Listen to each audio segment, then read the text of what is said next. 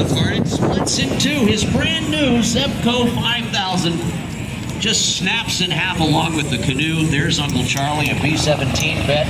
He's slapping the sea. It just won't give up. And then he looks up above him, and what does he see but your United States Coast Guard, a helicopter just like this, the Dolphin helicopter. Watch him now as the Dolphin helicopter swings into action. I'm telling you what, if you're like my Uncle Charlie and you're fishing out in that lake, you're watching up on an island, you want Ryan McIntyre and Adam Shearer, the two pilots. It's Coast Guard, Lieutenant Ryan McIntyre, Lieutenant Commander Adam Shearer. You want them on scene. Watch them now as our rescue swimmer begins to depart the Dolphin helicopter right over the top of Uncle Charlie. Again, down there, the wind and the waves are still coming in. The thunderstorm just off in the distance, but nothing scares these boats. Aviation Survival Tech, third class, Andre Lucerno now lowering down. Watch Malaya, Cassidy Dishman, the flight mechanic on board. Come on, Columbus, make some noise. Yeah! These are the folks that will come out and get you no matter what the situation is. And still hear the thunder, and down there below, yes, down there below is dear old Uncle Charlie. Let's watch him now. He's going to unclip. He's going to walk over and try to calm old Uncle Charlie down. Who at this point in the story, he's gathering up his tackle box, because you know he's not going to leave that Zebco 5000 down on the ground. No. Oh, he's going to bring that back up in the helicopter with it. Paid good money for that thing, even though it's broken. Got a full set of mirror lures in his brand new tackle box, and he's not leaving that behind. Well, that helicopter, that darn helicopter, just blew the two halves of the little red canoe back onto the island. One of them up in the trees, in fact, Mikey. At this point, Uncle Charlie, let's just say, he's not real happy. But down there on the ground, our Coast Guard Aviation Survival Technician, third class, Andre Lucerna, about to do his job. He has popped the smoke, because remember, that big thunderstorm, it's still raging out there. The thunder, the lightning off in the distance, the waves lapping at their feet. The smoke is now popped, and we're going to watch with precision here, only matched by a 9-year-old throwing a marble through a donut hole off the top stair banister. Watch it now as they get ready to lower this basket down with pinpoint precision. I'm talking about it.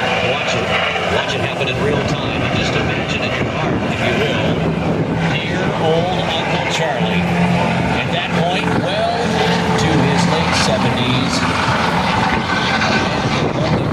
Maybe you know Uncle Charlie, a man that served in World War II in the Army Air Corps, well over 40 missions in a B-17, went back for another round. Now being rescued by his fellow service members, the United States Coast Guard, looking into precision. I'm telling you what, the deep fry tech at the local fast food restaurant would love to lower a basket that precisely. Watch now as Andre Lucerna, kicking and screaming, puts Uncle Charlie back in the basket. There he goes. Just imagine that man, probably hog-tied in shame, because the worst part of the story is that Zebco 5000 and the tackle box and the red canoe, they all got left. Yes, they all got left on the beach that day, right there on that little island in the middle of the lake. Uncle Charlie, now admitting defeat, securely back into the helicopter. But you see, there's one problem. Now that Uncle Charlie's inside, well, the problem is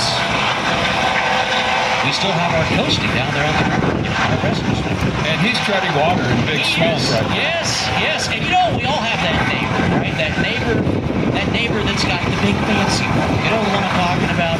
He's kind of a jerk sometimes, isn't he, Mike? I mean, I don't want to throw shade at the guy, but here he comes. Here comes Big Buck. Yep.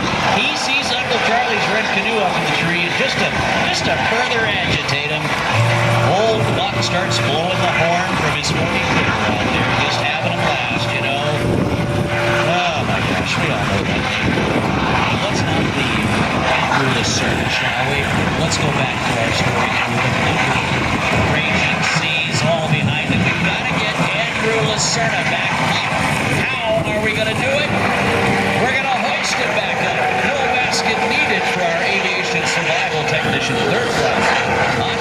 Lucerna. Look at him wave. Come on, Columbus, make some noise for our rescue swimmer. These are your real heroes at sea, whether inshore or off. Lieutenant Ryan McIntyre, Lieutenant Commander Adam Shear, Flight Mechanic Cassidy Dishman, Aviation Survival Tech, third class Andre Lucerna, ladies and gentlemen. Give him a round of applause as he is almost safely inside the Dolphin helicopter. Watch now. Watch. There we go. He's back in, and they are underway.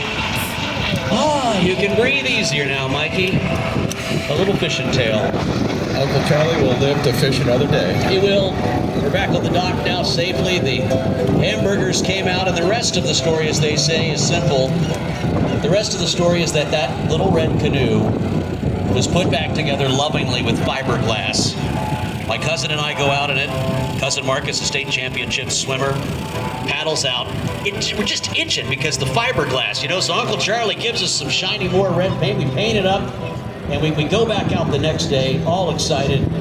And it turns out the paint that Uncle Charlie gave us and the foam did not get along very well. So there's Marcus just out there in the little red canoe. And you know what happens? The thing just starts to sink. I mean, it just goes all the way down. And there it sits today at the bottom of the lake, Uncle Charlie's little red canoe. And Marcus, well, he went on to do great things and has never been in a canoe again. In fact, he owns a big boat. And look, just over there he goes, I think, blowing the horn again. Yep, he's become that cousin. You know, you probably got one of them too, don't you, Mikey? That cousin. That cousin. Speaking of that cousin, we got a whole host of cousins. They're all up there, Leroy, Jim, Bob, and Eddie, and they are